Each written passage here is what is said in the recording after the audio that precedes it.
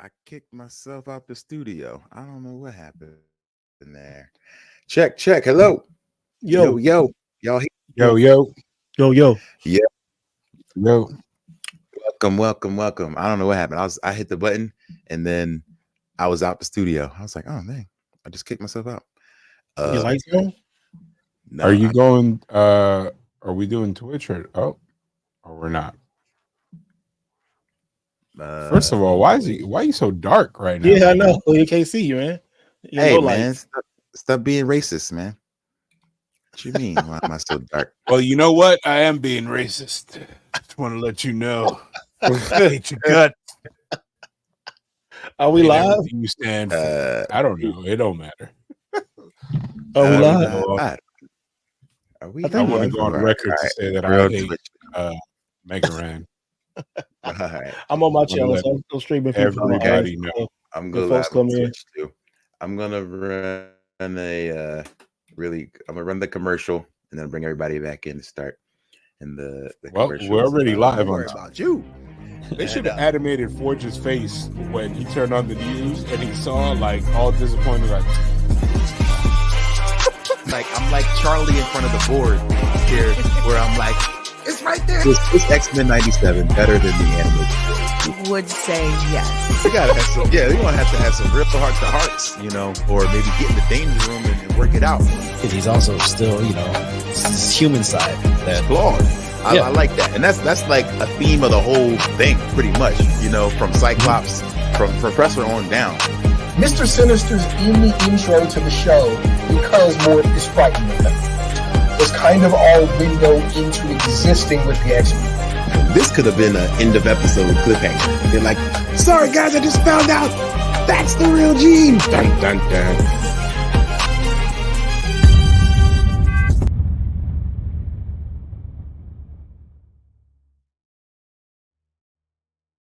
It's about that time. Your boys are back with another action-packed episode of X-Men '97, and we're not alone. We got my man, Mr. Right Way here. What's going on, sir? what's up, man? Thank you so much for inviting me, man. Still reeling after for that final episode. I can't talk, man, dude. I want to say, man, like right off the jump, I think this has been like probably the best Marvel show. I won't say movie, but show since WandaVision, probably. Man, I hmm. mean, it's been we good. can't. I mean, like every week, like I I can't argue with really, that.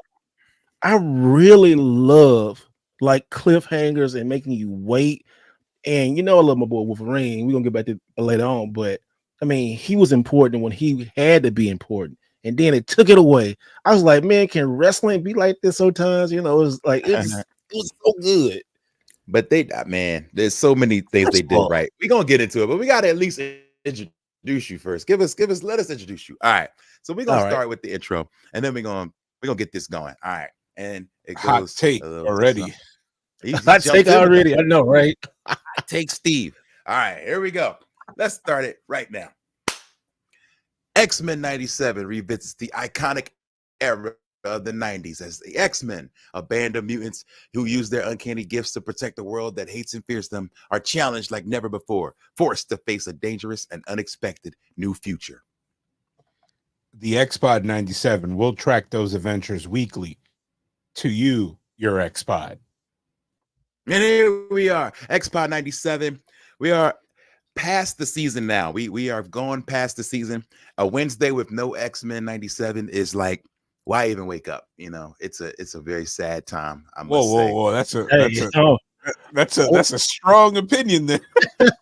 I want to wake up. I got a lot more to do, but I need to. I need somebody to meme the Wolverine laying on the bed holding the photo, and then the photo being like, "See you next season 2 for XPod X-Men '97." Because we're at a point now where it's like, who knows? Like, we don't even know when the next season is coming, man. But we know that what we got, we are very happy with, and because of that, I say, hey, don't rush it, y'all. Like, it's gonna happen, and I know it's gonna be great. Let it cook. So I'm fine with waiting. I don't mind that at all. But we have a guest to talk about this past season as well as what else we're going to get, maybe some predictions, and I want to get into like your past on it. So this man I consider a friend, a brother. We've been up and down the roads in our pursuit of our love for video games, pro wrestling. You know, it's always good when you find somebody out in the world that you feel like is a kindred spirit, and I would say this guy is certainly a kindred spirit of mine.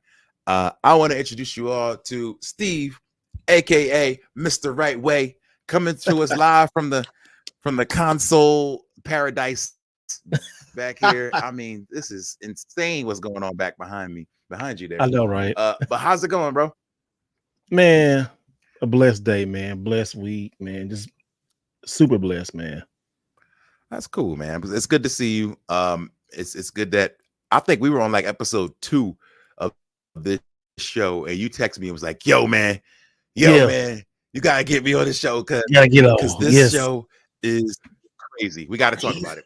And that's literally why this podcast started. It was just I found myself texting with so many different people every single week, like, "Yo," and so I was like, "Man, we need a place where all the homies can get together and like really talk about what this show is and what it means to us." So, Marco, how you doing, bro? I'm good, man. I'm recovering, from the Knicks loss.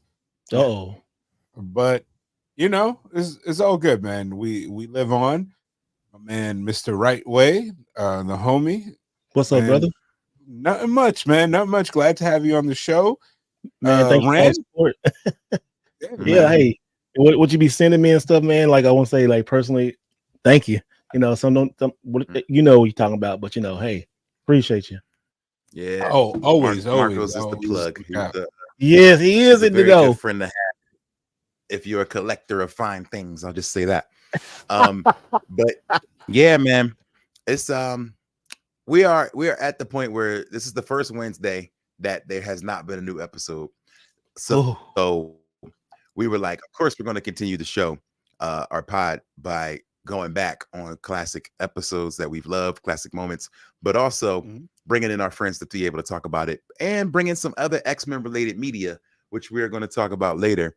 And first of all, I want to say, I just ask you, Mr. Right Way, what's your beginnings with X-Men? Like, how did you get started?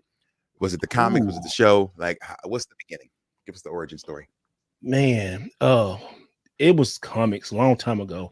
A store that's still in my hometown called Doubleheader. They started like comic book and video games back in the day. And I remember, I was always getting Nintendo Power and Game Pro and stuff like that. And then a dude brought like a comic book, like to school one day. And I was like, what is that? Like, so I started looking at it, and it was like some old X-Men comic, right? And he was just sharing it, and we were reading. I'm like, oh my goodness. And then next week he brought like Superman and then like Batman. I was like, I need to get this. Where can I get it? And, back in the day, comics was cheap, like $1, $2, no more than 3 or 4, right? Special issues. Man, I would save my money every week going to Doubleheader, getting new comics and stuff. And then started learning about like, okay, these comics actually tell a story, and they tell like one stop and then another one goes and one goes and one goes. So like, oh, okay. So I was just buying them, like just buying stuff. I like, you fall in love with, every kid kind of fell in love with Wolverine, because he's just crazy claws and all that kind of stuff. And then you see like, wait a minute, hold on, there's a black woman on here, like Storm, and she's gorgeous. Like, look at this, It was, that was my first real introduction. Then when X-Men, I won't say 92, I guess you say X-Men 92, or is it? Yeah, this regular X-Men came out. And then I was like a little bit old enough, I was seasoned in the hobby and stuff. And I was like, this right here is different. This brought everything to, the music, the animation. Everybody remember the music, but then the anime. I was so intrigued by the animation style because, I love like Japanese animation stuff. I was like, this ain't animated by no American. It can't be. If it is, it did a really good job, because you go back and you think about like the first season of Transformers or the first season of Turtles. You're like, wait a minute, that's different, and there was that Japanese animation, and that would just made me fall in love with everything. And then I was hooked, man. I was hooked on the games, hooked on anything X-Men, superheroes, anything geek culture. It was just I loved. I had to get all of it.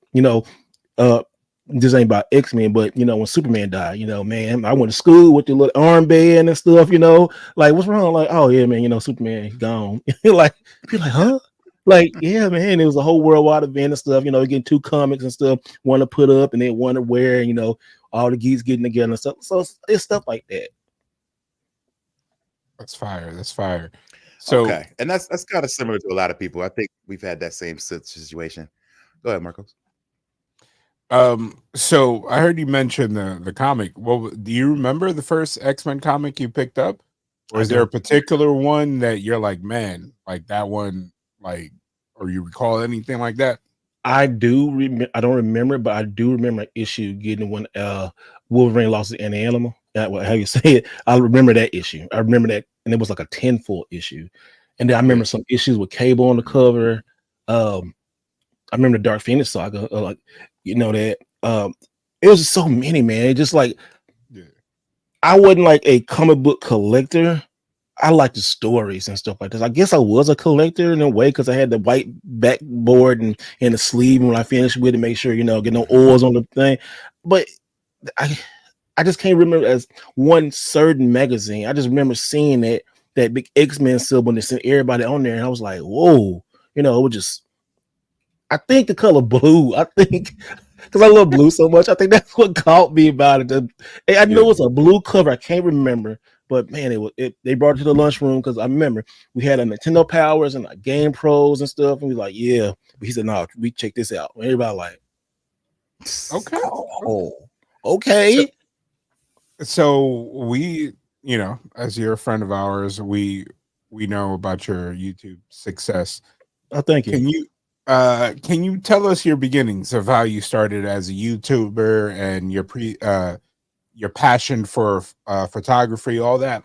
Like, give us our audience. Let us know how you started, man. How you became one of the coolest guys that I know. Hey, thank you. Some people don't think that, but I'm glad y'all do. That's what matters.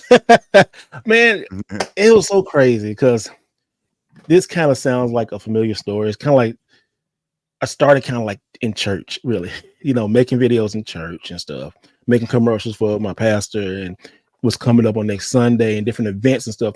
And I always loved making like commercials with my camera and stuff, taking photos.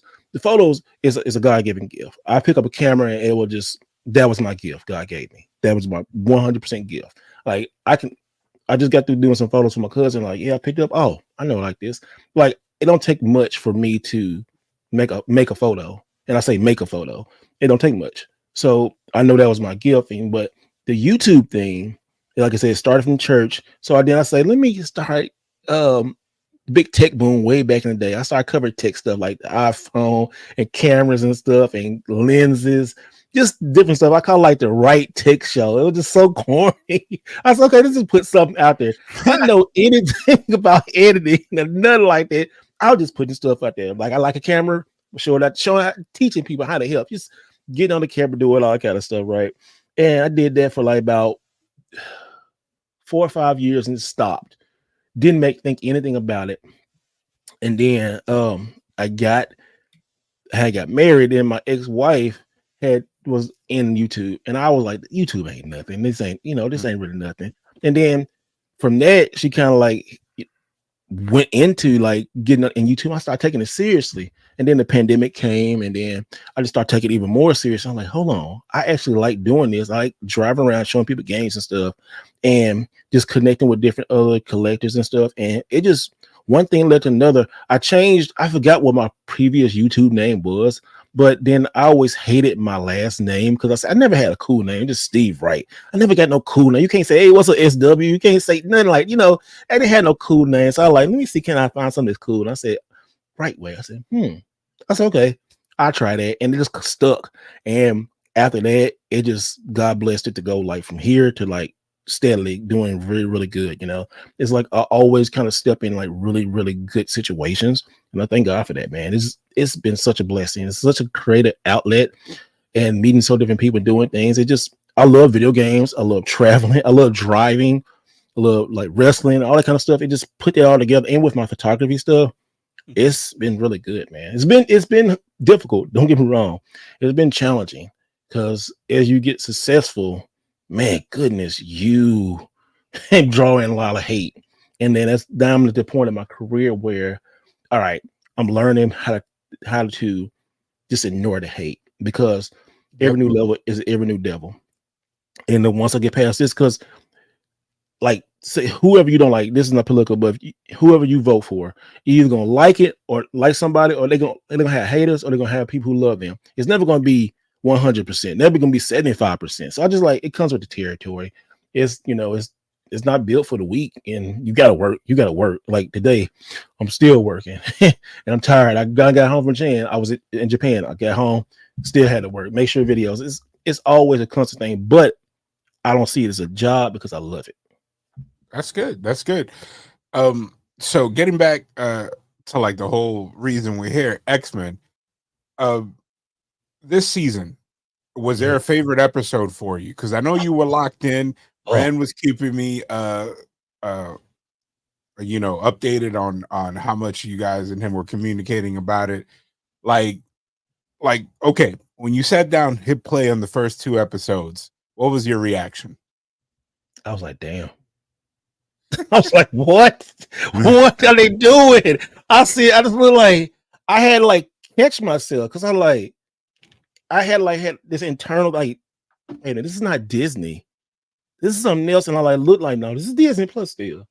And I still looked, and I was like, I had to catch my breath. I wasn't like, when it's emotional damage, I was like, what is going on? And every week they took you on this roller coaster, like to a point where, like, hold on, who cut the onions, man? Like, what's going on? Like that emotion you get, that like that COVID mania emotion. Like, I was like, ooh, like I gotta go watch something else. And after episode 5, I had to go watch something else. So, is episode 5 your favorite episode of the season? It probably is. It's most like everybody else's, because I was like, it's kind of funny. We take these characters for granted, right? And we don't usually have characters that die or in permanent death. Because we like, oh, he gonna die, he gonna come back in some kind of way, he gonna go, no, he wasn't coming back. This is like, it's like playing some games like at permadeath. Like, you ain't coming back. You made a decision. You gotta stick with it. And I didn't want to stick with that. And I was like halfway mad and halfway sad, but halfway happy. I was like, I was really emotional after episode 5, because it did something to me that only way I can put it is, after like the second Star Wars movie, for people who grew up with it and saw it the first time, they had to wait so long, it hit you emotionally, because like, oh wow, why did you do this to me? But I was happy they did it to me, because it kept me coming back. And also too, no, I'm sorry, but it was also too about X-Men. They paid attention to the smallest detail. Like, people, like, one thing is like that I hate it to this day when they, like, in the first X-Men movie, when Cyclops told Wolverine what you want, yellow spandex, and then he came back and corrected that. I was like, thank you, because I hated that. I mean, just why you making fun of the that was great. They gave it back. Yeah, they gave it back to him. Like, oh, what you expecting? Black leather. I love that. It's a great little moment. I feel like, I always said this before, it's like it checked every box for somebody who's watched every piece of X-Men material. It was like, all right, what do you want fixed? What do you want more of? What do you want less of? What do you need? What do you not need? And it just checked every box. Like, I haven't seen a Marvel thing do that so well. And so that's why my theory is that next season, I don't think it could possibly top this. Like, I just feel like they threw everything at the wall. I think they threw the super Hadouken, and they are spent. Like, they used all the super meter, and that it's going to take some time to crawl back after this. And I think it's okay. I don't know. They set up a lot. They set up a lot. But I just, man, how can you top this? Like, I don't know, man. Like, we can segue somehow to the Homelander meme when he was like, "Oh, you guys like this?" Like, this might be the beginning of them just going even deeper and deeper. And I want to touch on something real quick that Steve said. That just like hit me like a ton of bricks when you said it. We are the Star Wars fans. You remember back when the prequels came out, and we were like, man, why is everybody all up on this? Now we're those people when it comes to X-Men. Like, it's been like what, 30 years almost, and we're like, oh, you should have been there. Like, this was special. It was special. Yeah, even the like anniversary of Phantom Menace is like this year, and I don't know if y'all were around or outside, as they say, when Phantom Menace dropped. That was a moment. Like, I mean, what the movie turned out to be is, here nor there. That's something else. But, yeah, that's something else. It might have been the most anticipated movie ever. You know what I mean? Yeah. At least up until that point, because people thought they was never going to see another Star Wars. So, like, for it to have come, and I mean, what it did, how it performed, was it actually good? Notwithstanding, that part's not even important. But the hype level was something that I had never seen. I was in college at that time, and like, it was insane. People was taking off of school, but it's like, nah, we going to see this. We have to see Phantom Menace. I believe, like, outside of Harry Potter, those movies sold out. That was one of the few times that I remember vividly standing online. You know what I mean? Like, it was insane. Like, and it was back in the day. It wasn't like you could go and like get it on Fandango or whatever website you use. You had to like go to the theater, and they sold up to capacity. Yeah, they were putting it on every screen in the theater. I think that's the first time I ever seen that, where like you'd go to the movie that has 12 movies, and it's like 12 different Phantom Menaces running. Like, it was that big. Like, this movie, you had to see it first weekend, like, because it was just such a moment, And then when it came out on DVD, you had to get it. Like, it was just like, you absolutely had to be there. So that kind of anticipation is so different now with us being at home. But I'll ask you, Steve. X-Men 97 decided to go with the weekly drops, which I think has been the Disney Plus kind of model from here on. But then we look at shows like Fallout, which is happening on Amazon, or Invincible, where they'll give you a number of episodes at once. So do you prefer getting it all at once or the weekly drops? Like, what's your preference of how to enjoy these? Now that after X-Men and the Disney Plus model, I like weekly drops because it gives that social aspect. I look like after every episode X-Men ended, right? I jumped to the Twitter or X, whatever you want to call it, all the social groups, and I was just searching what did people had to say, what the memes was going to be, right? What was a hard-hitting moment? If you get all of it at one time, and it'd be like, you don't really get that. Me, because I'm so social, and I like to interact and talk with people about stuff and just see what people are saying. And another thing too, I think it hit very good because a lot of us went in with low expectations. Like, all right, we're gonna see what's gonna happen. And then, because like this past couple of years wasn't the best Marvel movies, right? The best series wasn't really great. They were okay, but it was kind of surfing for burnout. And then you had the back of your mind potential, like, okay, this is an anime, so they can do animation, they can do what they want. And then when it dropped, after the first 2 episodes dropped, people's like, oh my gosh. And then 3, it just kept like building. It was almost like the Bloodline storyline, like every week it's doing something. What is it doing? What is it doing? And it just hit that peak. And then what's so great about it hit a peak at episode 5, and it still went up, like you don't usually hit a peak that quick. You hit a peak like right 2 episodes before the end, but at 5, he was like a beloved character, like Gambit. It was like, I was like, you just sit there for them like, to give it to you that at the halfway point was so hard. Like, I just love that there was like, man, now you got to sit with this and figure this out for the next few weeks and think, oh, they coming back. They they're gonna fix it. It's gonna be You know, how's it gonna? And they didn't resolve it until, and I hope you saw it. There was a post-credit scene in episode 10, which gave us a little clue that our boy is coming back, but probably in a different which form. I kind of called. I'm just saying, I'm tooting my own horn right now. You know.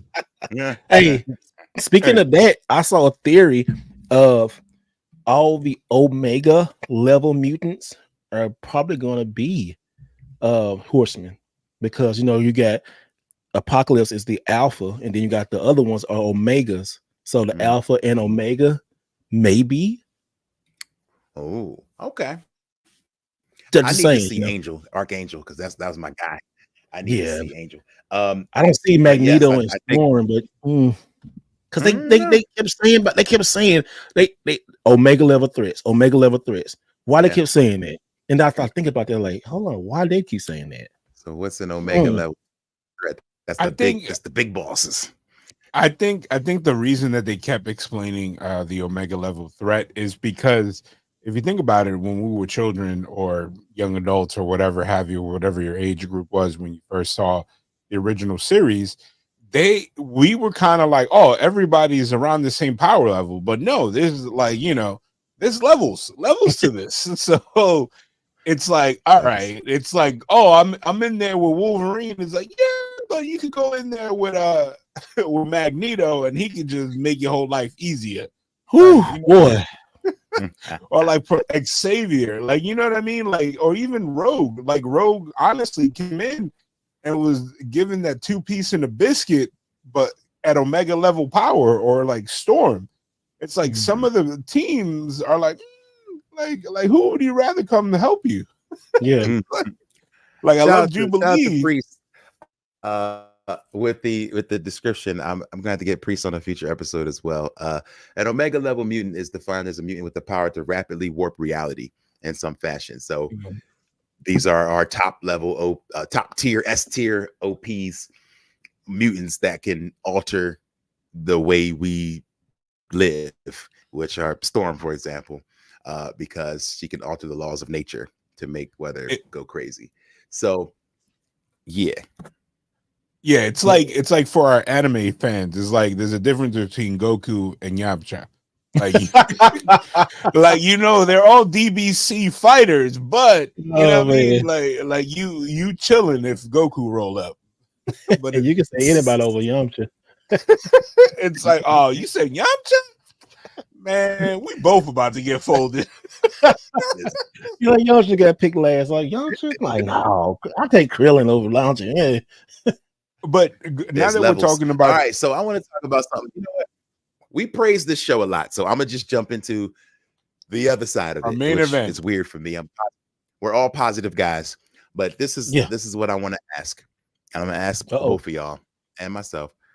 What is your worst part of the season, or at least worst moment, or maybe episode, or things like that, or like maybe, and it doesn't even have to be bad, it's just maybe like it wasn't a 10, it wasn't a 9 like the rest of it. And now that I look back, I don't remember what we rated it, but I'm gonna give my answer, and it's not that it was bad, it's just looking back, it wasn't as important. Is the Mojo episode. Okay. Because I felt like when they did the Jubilee thing, as great as it was, and it actually leads me into, you know, what we came here to talk about today, which is the X-Men arcade game. It was great for the 8-bit, 16-bit itch being scratched, and it was also great because it gave Jubilee a little bit of, you know, exposition. But for me, I just felt like overall, when you look at every other episode, it's the most meaningless. Like it's the one that could have been cut and we wouldn't have had we wouldn't have noticed anything, you know? So is there a moment in the show where you was like, that didn't have to happen, or I could do without that, or a particular episode where you was like, I'm fast forwarding this one, I wouldn't go back to this one? I don't know. Marcos, what do you say? 100% that entire episode. Like I would have rather had a compressed Forge Storm story when they did the wrap up. Like they could have cut down that episode. I would have given those minutes to the finale. Like I don't know. Like I love Jubilee and I understand what the episode was there for. It was a palate cleanser. If you ever gone out, to a multi-course meal, they usually bring something that's bland in the middle of the meal, so you can basically cleanse your palate, so you could taste the next courses, which are going to be more concentrated. So I took it for what it was. It was a fun episode for the handful of Jubilee fans that are like her stands. It was there. It like, it gave us the 90s vibe, everything. And then it's like, I was never a fan of Mojo. Like I never liked him in any iteration, but Mhm. it wasn't a bad episode. Honestly, that episode will stand up better than some of the other IPs that are out there that give us multiple episodes of crap. But it was like the redheaded They can't all be stepchild bangers. of this theory. I'm Yeah, gonna just say they can't all be bangers. Like you said, they got to set the tone. They got to set pacing. You can't have a roller coaster that's literally all downhill. Like you can't. Like it's just not possible to build it that way. So therefore, you got to have those peaks and valleys. You got to be like, all right, we're going up, and then phew, So I understand it for that purpose, but the important part of that is what you said is that Life Death, the 2-part episode with Storm and Forge, deserved so much more. Like I think they could have done a Life Death Part 3. Like they had a full episode. I feel like the journey of Storm, the adversary, we talked about it. I felt like they did kind of rush it. I remember, shout out to Makazi who was on the episode, and he was saying like we needed more from the adversary. We needed more of an exposure of that moment for Storm, instead of being like, oh snap, I'm back, I'm healed, like give me some moments where she realizes that maybe she's better off this way, or could use some, a journey. So that was, if I'm not mistaken, Life Death was an entire, saga, you know what I mean? And it was, and it got condensed. So I would have liked to see more, but I understand you got to do filler, and if you're gonna do filler, it might as well be fun. And so the Mojo, the arcade stuff was fun. Seeing the future Jubilee, and I think you mentioned it too, Marcos, is that we were hoping that would come back at some point in the show. Like, oh, that's why they gave you that, because now we're going back through time, and here comes blah blah blah. Doesn't happen, at least not in this season. So, with that being said, looking at the totality, that episode we could have done without. What about you, Steve, Mr. Right Way? I might piss some people off with this one, but we didn't need to see the Phoenix. I mean, what? I know. Yeah. No, we didn't. No, I've never been. The Phoenix saga was just it's just annoying to me. Even though I'll go back and watch it, I just don't care for it.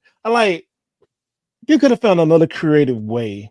Like the Phoenix is like John Cena. Like she come in, boom, take out the bad guys, and that's it. Like what?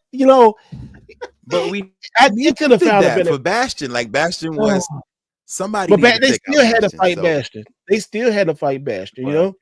Like she did take care of Sinister, which that was hilarious. Especially when Morph like look at it, Morph like, look at you, sucker. That was hilarious.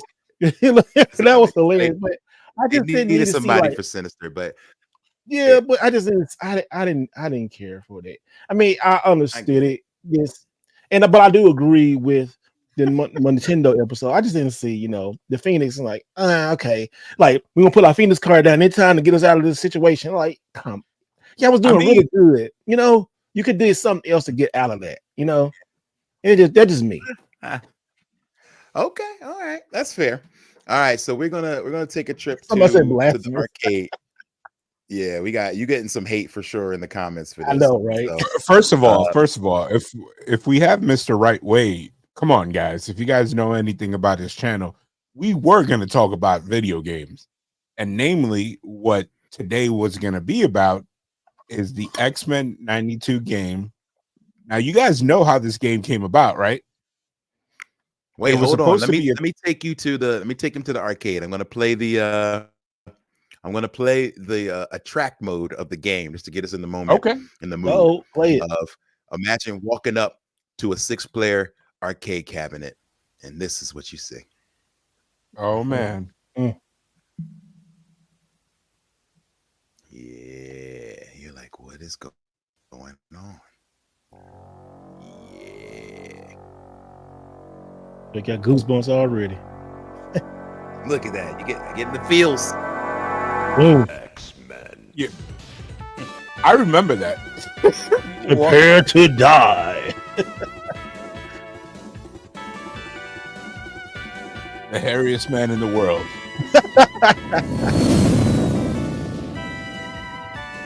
Oh, Where's the Dazzler. character Nobody wanted selection? to be Dazzler. In my hood, Nobody. we drew straws for Dazzler. If you were the last person who walked up, you had to be Dazzler. Man, listen. Look at The these game was top-notch great. graphics. I still got the game on my Just Xbox classic 360. beat 'em ups. I mean, in the vein of Double Dragon before it, Battletoads, it was just walking around left to right, whooping bad guys. I was looking over to my arcade. I got it. I got a port of it. Don't update it. Nice. And if you've ever been to a Mag Fest, you recognize that sound of Colossus powering up, which is Oh my god, that gives you nightmares. is the Mag Fest staple that everybody just randomly goes, "Rah!" And you lose a little power every time you use it, and you're just beating people up, and that's really it. So, all right, give us the story, Marcos. What is the story of this game? So the story of this game. So the game released in '92, and originally when the game was being thought of, they were going to do. The rumor was that they were going to do a tie-in with the X-Men Pride of X-Men, the actual cartoon, which was supposed to debut in '89. However, the cartoon came out and they didn't pick it up. So then Konami just went in and just, you know what? Screw it. We're going to use the artwork from this cartoon because everybody, it's the same exact team. And that's how they were drawn. And then they created this game, which is 6 players, in which you choose one of 6 X-Men, or you could play all 6. As you mentioned before, you had Dazzler, you have Nightcrawler, you have Storm, Wolverine, Colossus, and Cyclops, which are that's my favorite iteration of the team, with the exception of Dazzler. Like, I wish we got somebody else during that time. And it honestly became one of the highest successful Question games. is, who did you run with? Who, me? Who did you run with, Marcos? Yeah, Come on now. There ain't no question. It's the top 3. It's Colossus, Cyclops, and Wolverine. That's it, bro. I love Nightcrawler, Steve, but I like, was about to say, who did you run with?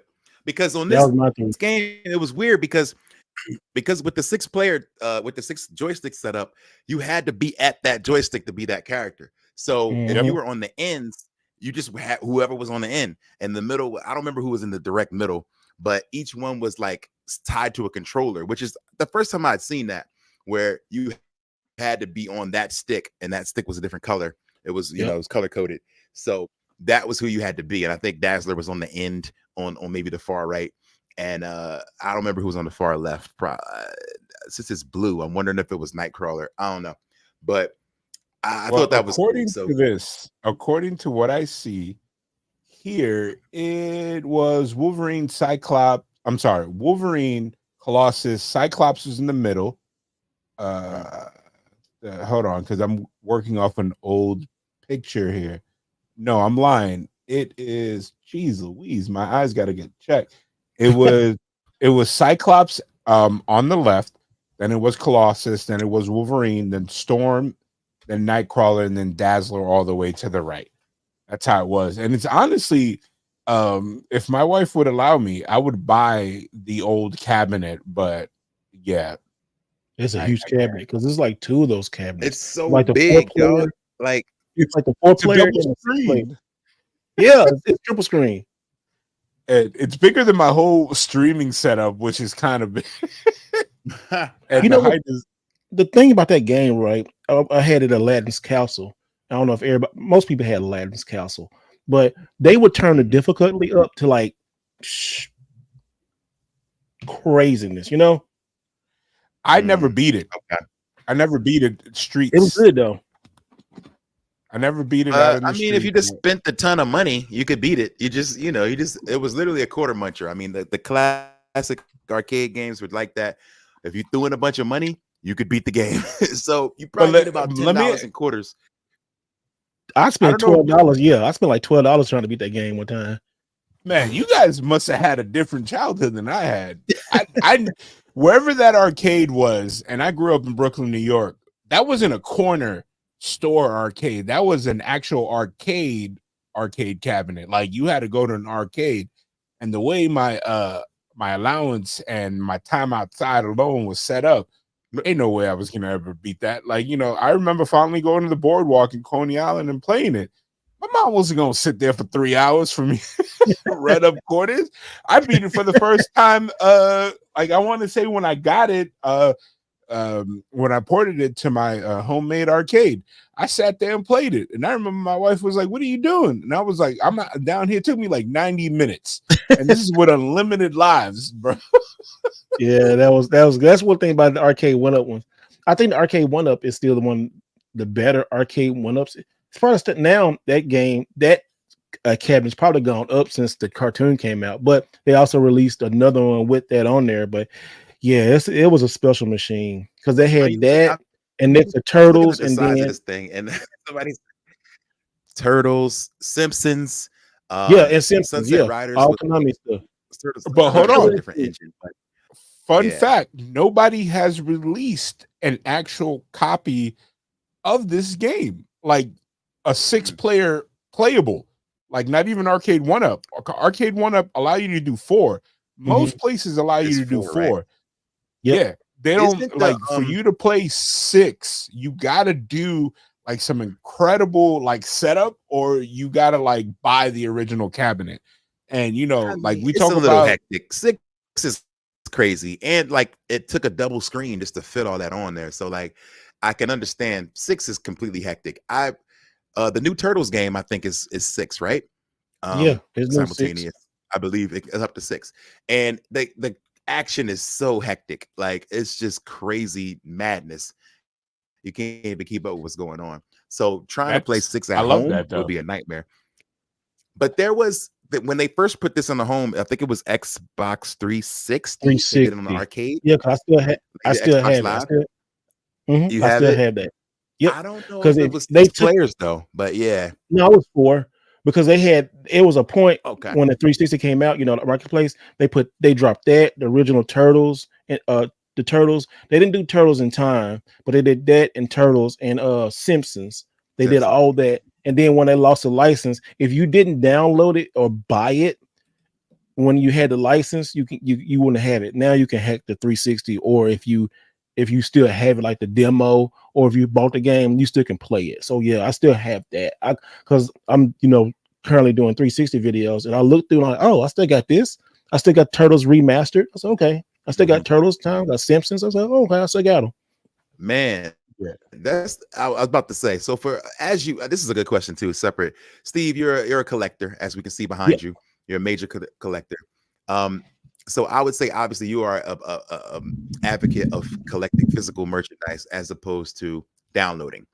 And we should definitely talk to the people about the advantages to that, because I, for one, was a huge fan of the Scott Pilgrim game.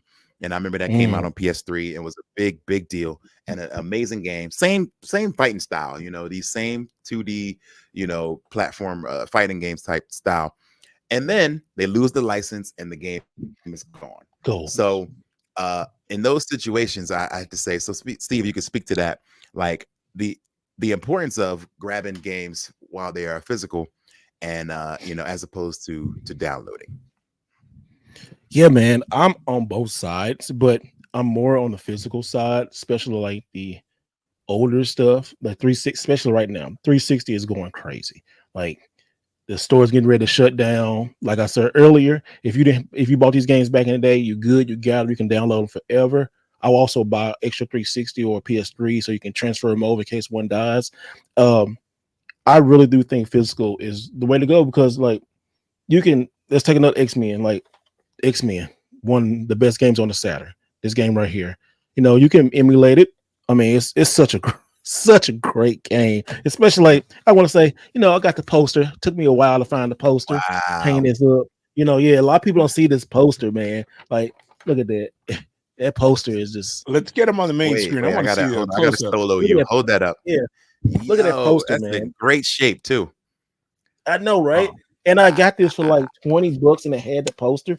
Usually it's like $40, but see, look, I never had a poster and then wow, but look, remember back in the day, y'all.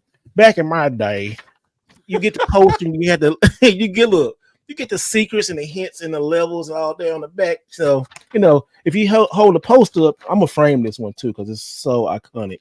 But going back to being physical games, man, I absolutely love them. If you can see on the back, I'm playing a Saturn and I have it's modded. Saturn is super expensive, but recently I'm starting to recollect Saturn. I think it's a room for both, but know that if you don't buy something early and it gets pulled, the price of the games is going to jump through the roof. Speaking like you're saying, X-Men games, right? Let's look at these. I got two. X-Men Wolverine Origins Uncaged Edition on PS3 and on 360. Both of these games are complete, so to speak, what we talk about. I paid what? $12.95 for this 360, a PS3 one. $12.95. If you look online right now, this game's probably about $30 to $40 right now. Both of these games, especially the 360 version, and it happens like that with popularity, scarcity. Just finding out games is good. Like this is actually a really good movie tie-in game. And usually movie games don't be good because when you beat it, you can get the original Wolverine suit at the end. So it's stuff like that. Like if you don't buy physical now, and you try to buy it later after it gets popular or people started going to collect it, you're going to pay a lot of money. Like a lot of 360 games right now are just shooting up in price and it's crazy. I was telling people 5 years ago, collect Xbox 360 games, collect PS3. The 7th generation is about to end. Once the PS3 store closes, that is it. That's the end of the 7th generation. The 7th generation was so great because it had the PS3, Xbox 360, the Wii. You wouldn't consider Wii U, that's like the 8th. The DS, the original DS, all of those systems are like gone now. I mean, online stores. And if you look at the prices of some of those games, they're just steadily clocking up. And also, the people who grew up with those stuff, the people who grew up with the Wii are like 19 and 20 now. They got jobs and got money and going back to collecting the stuff. So it's constantly, it's going to be expensive, if you're trying to get the original stuff. I just say, like, what's the shout out to my guy, that demo guy. He's looking for that game, those games you held up, Steve. Oh, he's looking for both of these Wolverine games. Yeah, man. Yeah. Like it's one of those things. I'm sorry. I might cause the internet to go on fire. I'm not team physical, man. I'm team however I could play it. I understand. You know what? And I totally understand that because of the price. And I'm a collector. Yeah, I'm a collector. When I show up at retro game cons and I see Earthbound for $300 or whatever, I'm just like, all right, man, like it's out of control. You know what I mean? So I wish it wasn't that way where it's like you want a game and then it's mad expensive. They're grading games now, like comics, which is wild to me. Like it's pretty awesome to see like the value of gaming going up. But man, if you just want to play a game, that's where it gets really difficult because it's like, I just want to play a game. So however I can get it, I'm gonna get it, because Nintendo particularly isn't always as quick to put a game back out, or there's so many games that don't get retro treatment. So it's like, man, you got to just find it however you can get it. So I understand that totally. And like I was about to ask you about that, Steve, because is that the game that's been like currently trending right now? There's I see a Twitter video of it like every other day of an X-Men fighting game with Professor X in the wheelchair doing Magneto doing some crazy special where he picks you up in the air and then like does a slam. This is probably it. This is probably the one. I haven't played this in a while, but collecting this, like I said, games like this, games like this when shows come out, they lost the time. Now, if you see a green label, this is a greatest hit. So it sold a lot back in the day. It's a fighting one of the kind of first X-Men fighting games on a PlayStation, and it was really, really good, you know. But then people go back like, oh, I want to play that, you know. But you're not gonna see PlayStation release it. For one thing, this is right here, Activision. Activision been losing licensings for like Spider-Man, all the superhero stuff. Like that's why you see the Spider-Man games on the Xbox 360 and the PS3 are like $80, $90, $100. It's because Activision lost the license. The Spider-Man 2 on the PS4, Activision had it, lost the license. That's another thing. You don't know if these companies lost. Look, here it is. You're talking about X-Men. I love this game. I love that game too. Love it. But Activision lost the license. All of these games that had license and then also too, I had to watch what I talk about because I'll get blamed for prices going up when people could have bought these games like 20 years ago. But I mean, wait, hold on. I gotta stop there. Hold on. Let me find out. Steve, you out here altering the market. You out here changing the game. So if you say a game is worth something, that changes. Wow, that's the right way effect. The right way effect. No one managed to have all that power. I really do. But don't get me wrong, like, dude, go ahead, Mark. I'll tell you the bit, but I say I'm not team physical, but then hanging out with people like Rand, you know, I do make impulse buys like this horrible game here. Man, Mayhem. And I bought it. Like I bought it. I went and bought a 64. Like I hunted it and I found it at the price that I wanted it. And like I bought all these controllers, played it for like 2 weeks, and then it's just collecting dust again. Like I think it's a feeling. The reason why I don't like physical, because the impulse to buy is always there. And then one time, like I guess the hype in my mind, because I had myself. I don't go on the internet, whatever.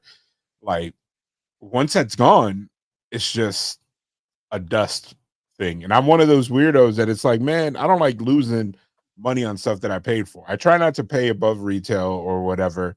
But then it's like when you get rid of stuff, it's like it's low ball city everywhere. But I love getting a good copy. But go ahead, Steve. No, hey, that's why you gotta follow your boy, man. I tell you how to do stuff the right way, how to get these expensive games, man. You know, like I just walked in the other day. I think Rand probably saw walking in GameStop, and a homeboy who works at GameStop traded all of his Sega Saturn games in. I'm talking about like $800 worth Sega Saturn games, and he probably got pennies on the dollar. Well, he got like $600-700, something like that. But these prices, like I got one game, you gotta go watch the video, but one game was called Burning Rangers, and Burning Rangers is easily all day a $700 to $900 game. GameStop selling it for like $99. I'm like, yo, let me get that. I mean, with just ridiculous amount of Saturn games in there, and it was crazy. Still like they're like blessed to walk into something like that. I was like, what? Wow. And then I also too, like, and I said, who sold this? And they said, well, this guy who works for us. I said, where is he at? Oh, he at the other store. He said and they said he also had games we wouldn't take, but you might go over there and see if he got it. Man, I went over there and saw what games that dude had. I don't know if I can grab it. Let me see. But I think, let me see if it's right here real quick. No, I don't have it right. Oh, yeah, it is. No, it ain't. Hold on. No, it's not. But Pandas the Dragoon Saga. The game is like $1,100, and it's most games, dude. And got an amazing deal. I'm gonna say what I did, because if I did, the internet already on fire. I already got hate videos mad at me back because I got it. So I ain't gonna say. I'll say it one day, but not right now. I'll tell y'all off screen, but boy, they really hate your boy. That's do. Crazy. I mean, I didn't realize plastic. I'm like, this is just plastic. This is a game. Yes, this game. This is a great game with Mega Man 8, but horrible voice acting. Oh, that's the one with Dr. Wowie. Yeah, Dr. Wowie. Yeah, the dude that does Dr. Light is terrible. It's bad. Mega Man, you need to come in here. Wait, so Omos is voicing him? Mega Man. Yes. Oh my goodness, it's so crazy. But Yeah. Oh man, there goes us getting almost on the show. Thanks a lot, Marcus. No, that's my guy. I love Almost. It kind of do We're- sound like him all though, right, for so- real. Megamind. It's so bad, Oh, but it's so God. good though. It's a great game though. Eight is the one where they had the kickball, the little kickball. Yeah, but kickball, yeah. Or was that 7? No, eight the was a kickball kickball. Yeah, and I'm the music for Mega Man 8 music is so music's great. great though. It's really It good. is. All I'm right. gonna So need, why do gamers Steve hate to get me resellers one. who buy more games with the money? That's a very, You know very what? good This is question. Like, We're trying to why would a figure this gamer out. hate a reseller who's buying more games? Like, they're not just trying to cake up and off the the values. They're actually just actual collectors. Like, I mean, you can look and see Mr. Rightway's collection. Like, he's not just flipping this to go get a freaking Bentley. It's like, Not I yet. actually love these games. Not yet, but Not yet. Now, yeah, it might so come soon. lovers of Might the come games soon. of retro culture is, and that's where we are. So, and if anybody had that money, they would do the same exact thing. So I don't see why you could hate on that. Mr. Rightway, please tell the people how to follow you. We're gonna wrap up, but I want to make sure that people are keeping an eye on your content and learning how to do things the right way. Man, appreciate you, bro. Hit your boy, Mr. Rightway, on the YouTubes. Mr. Rightway. Make sure you type it in and you find all my information there. Go and hit like and subscribe. And like I said, always do it the right way. The catchphrase. All right. Look at that. That was beautiful. He just dropped in the catchphrase so smooth. He's also on X at Steve Wright Jr. And you can go get Mr. Rightway wherever you get great content. And he's always going to deliver it to you and keep it real with you. And Yes, and all that. So, keep it up. Keep it the good work, man. Keep your head above water. Avoid the Yes. haters, Oh. rise above hate, as John Cena used to say, or whatever. But It's a lot Yeah, of John Cena reference today, boy. What did the what can I say? we might get a he's- cease and Cease desist. guy. We always manage to put wrestling. There's always a wrestling reference in this show, always. Oh. So yeah, I would say if I want you to tell me your favorite X-Men, right? Who's your favorite X-Men, Steve? Yo, after this season, it might be changing to Cyclops.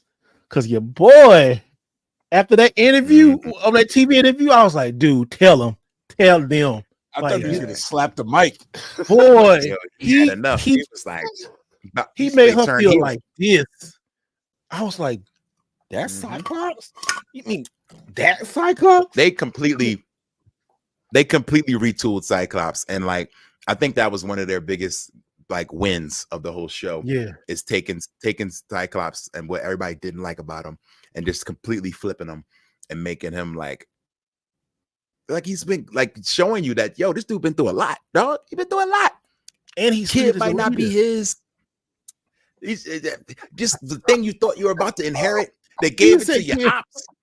Yo, he's like the Kel Man. Mitchell of Oh man, I just oh my god, that was a man. brutal podcast, but that's something for another day. Mitchell. That- Wow. like Yo, look that up if you Cyclops don't know, was that understand that reference. Cyclops kind of took the Kel Mitchell approach, but that's for another talk. But anyway, I really all right, wish I wanted he to know had your a favorite. lapel. So yes. So then I would try to work it into wrestling. Who is the Cyclops of WWE? Oh, that's an Seth easy Rollins. answer. Ooh, no, that's John Cena, man. You had the Probably Cena. Cena. No, I it was think right there. I could say Cena, but I could say I was saying Self though. If I can looked see at that. it, I could see Self Yeah. because Self has been that background player. that company He guy. is. He's like Yeah, the soul of the E right now. Like he is. He's the guy. Yeah. He's like he wears it He on his is. sleeve, kind of like Cena used to do. So I would say for Yeah. sure, Seth is like the conscious of the WWE. So that's fair. I would have said Cena. I threw you the softball underhand pitch. I And saw you it, but I whiffed wanted it. to No, change it. he didn't whip it. He caught it and said, "Nah, throw that back, dog." Like wait, what? Curve stumped it like, man. Curve stop. All right, Oh, so we're man. about to get out of here. Make sure you follow this the right way. Make sure you follow the Sunset Kid 56. Make sure you follow Mega Ran, and make sure you like, subscribe to the X Pod, and get it on Get all of some your merch. favorite podcasting apps. And you can go get some merch and all that good stuff. But thank you for joining us for another high octane episode of the X Pod 97. We're going to keep doing this. Don't worry. Just because the show's over, don't think that the podcast is over. It is not over. So there will be more content. Please let us know what you want to see. We could talk more video games. We could talk more movies. We could talk more comics and all that good stuff. Speaking of comics, just pick this bad boy up. I highly recommend it. There are 2 episodes out right now, 2 issues of X-Men 97. So you can still get your fix if you are a reader. You know what I mean? Go grab it. I got it on I'm on my bag and board game like I used to be back in the day. So do that if you are missing the show like we are, because man, I really do miss the show already. But there will be more. And this is the X-Pod 97, and we will bid you adieu until the next time, kids. As Stan Lee would say, Excelsior. I'm out like I always think of some weird word. Oh yeah, I'm out like Mr. Sinister. That's what we out like Mr. Sinister, because he up out of there. I'll see you he turned again. into Mr. Burns. No. He turned into Mr. Burns. Get you. And then he's the Skeletor of X-Men. Yeah, basically. He looking like JD. All right, so we're out. Thanks for joining, y'all. Hey, this is Marcos. Thanks for supporting the X-Pod 97. We now have merch, y'all. Grab a t-shirt, grab a sticker, grab a hoodie, or even get a mug for one of your relatives or something. I don't know. Rep the greatest X-Men podcast on the planet. We love doing what we do, and we want to continue bringing you weekly episodes. So don't forget to rate us and always subscribe so you don't miss out on the latest drops. Thanks again. We appreciate everything. See ya next time. All right, we out, y'all.